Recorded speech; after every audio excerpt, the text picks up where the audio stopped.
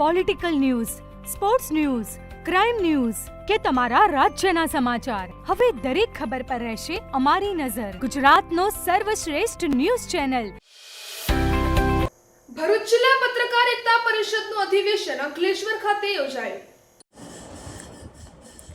પત્રકાર એકતા પરિષદ દ્વારા વર્ષ 2026ને પત્રકારોના પરિવારની ચિંતાના વર્ષ તરીકે ઉજવવાનો પ્રારંભ ભાવનગરથી થયો હતો. તબક્કાવાર એક પછી એક જિલ્લાના પત્રકારોનો 10 લાખ અકસ્માત વીમા, 9 પ્રકારની સ્કીમો સાથે લેવા, ડોક્યુમેન્ટ્સ એકત્રિત કરવા, આઈ કાર્ડ તૈયાર કરવા તેમજ દરેક પત્રકારને પહોંચતા કરવા સહિતની વ્યવસ્થા સંગઠન દ્વારા કરવામાં આવી છે. ત્યારે ભરૂચ જિલ્લા અધિવેશન અંકલેશ્વરમાં યોજવાનું નક્કી થતાં ટીમ અંકલેશ્વરની વિશેષ જવાબદારી હતી, છતાં સૌએ ખભેથી ખભો મિલાવી કાર્યક્રમને સફળ બનાવવા જુદી જુદી પ્રકારની જવાબદારીઓ નિભાવી હતી.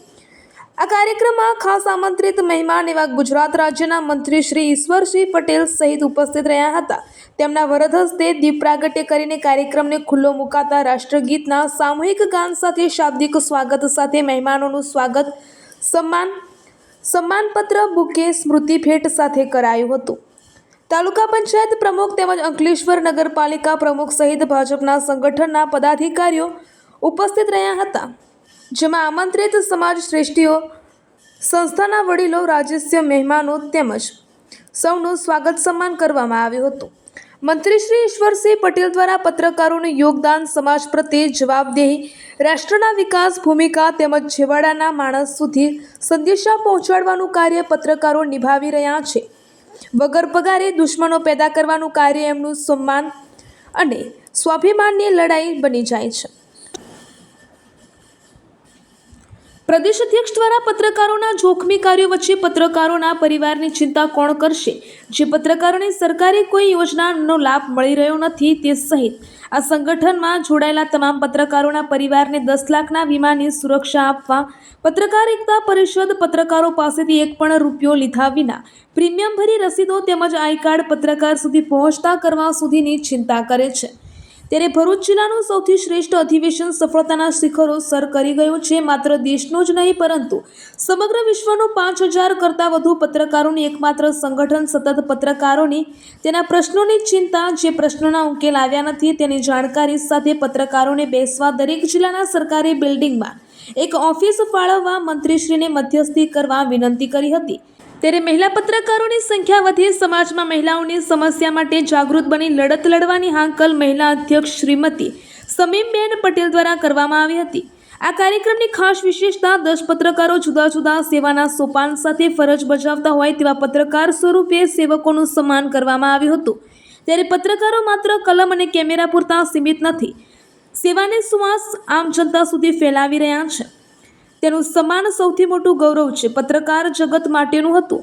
આ કાર્યક્રમના અંતે જિલ્લા અધ્યક્ષ શ્રી અતુલભાઈ મુલાણીએ આભાર વિધિ વ્યક્ત કરી હતી. આ કાર્યક્રમને સફળ બનાવવા યોગદાન આપનાર ઝોન, જિલ્લા, તાલુકાના હોદ્દેદારો, જેમની પાસે ઓથા નથી હોવા છતાં ફરજ બજાવનાર તમામ અભિનંદનને પાત્ર બન્યા હતા.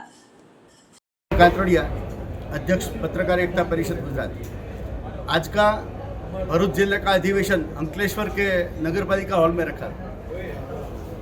सबसे सुंदर कार्यक्रम भरूच जिले में पहली बार हुआ है. इतना सुंदर आयोजन की कोई बात पूछो मत. लास्ट ईयर में हमने एक स्कीम रखी है, पत्रकारों का परिवार की चिंता.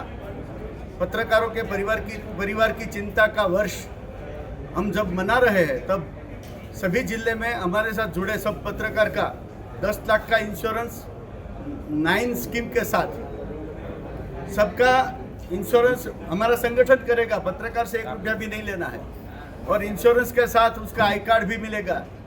तो संगठन रिकॉर्ड पर भी क्लियर हो जाएगा और सभी पत्रकार हमारे साथ जुड़े हैं, जिसको गवर्नमेंट की कोई स्कीम का लाभ नहीं मिलता है उसको भी ये लाभ मिलेगा. तो ये संगठन गुजरात में पहल करने जा रहा है कि सब पत्रकारों को 10 लाख का इंश्योरेंस दे रहा है. भरूच जिला में हमारा ये 8वां जिला है जिसका पॉलिसी हमने क्लियर की है. यहाँ पॉलिसी का वितरण भी किया है. मंत्री श्री ईश्वर भाई पटेल हाजिर थे, उसकी हाजिरी में सबको पॉलिसी भी दे दी गई है.